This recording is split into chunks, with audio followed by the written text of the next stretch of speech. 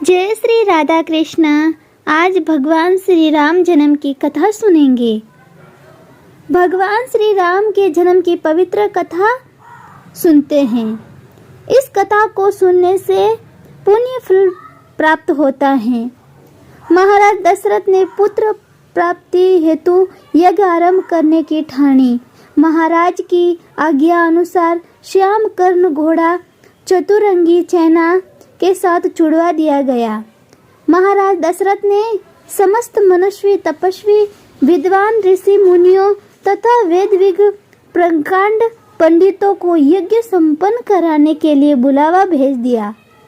निश्चित समय आने पर समस्त अभ्यागतों के साथ महाराज दशरथ अपने गुरु वशिष्ठ जी तथा अपने परम मित्र अंग देश के अधिपति लोभपात के जामाता रिंग ऋषि को लेकर यज्ञ मंडप में पधारे।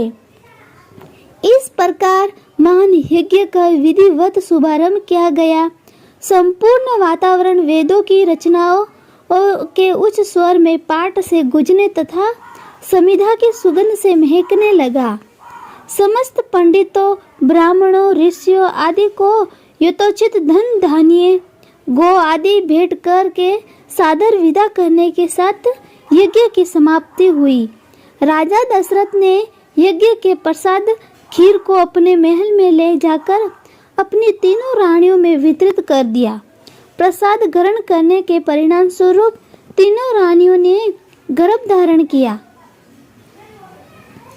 जब चैत्र मास के शुक्ल पक्ष की नवमी तिथि को पूर्णवसु नक्षत्र में सूर्य मंगल शनि बृहस्पति तथा शुक्र अपने अपने उस स्थानों में विराजमान थे।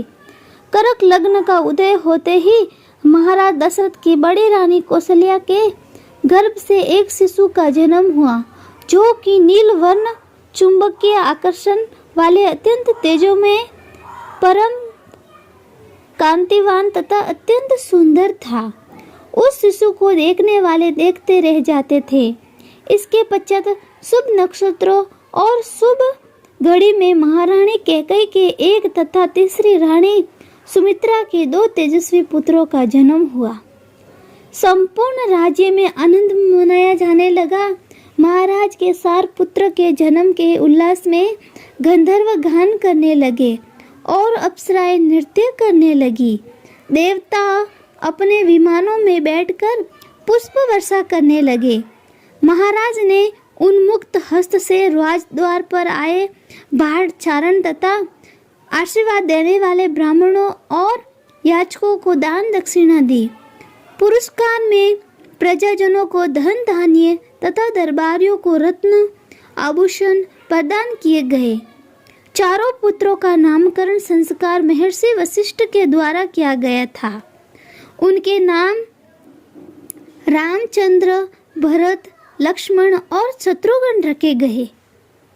आयु बढ़ने के साथ ही रामचंद्र गुणों में भी अपने भाइयों से आगे बढ़ने तथा प्रजा में अत्यंत लोकप्रिय होने लगे।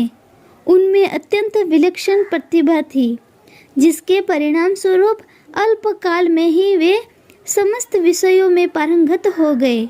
उन्होंने सभी प्रकार के अस्त्र शस्त्रों को चलाने तथा हाथी घोड़े एवं सभी प्रकार के वाहनों की सवारी में उन्हें असाधारण निपुणता प्राप्त हो गई। वे निरंतर माता पिता और गुरुजनों की सेवा में लगे रहते थे। उनका अनुसरण से 3 भाई भी करते थे। गुरुजनों के प्रति जितनी श्रद्धा भक्ति इन चारों भाइयों में थी, उतना ही उनमें परस्पर प्रेम और सौहार्द भी था। महाराज दशरथ का हृदय अपने 4 पुत्रों को देखकर गर्व और आनंद से भर उठता था। राम जन्म की कथा समाप्त हो गई। बोलो भगवान सियावर रामचंद्र की जय हो।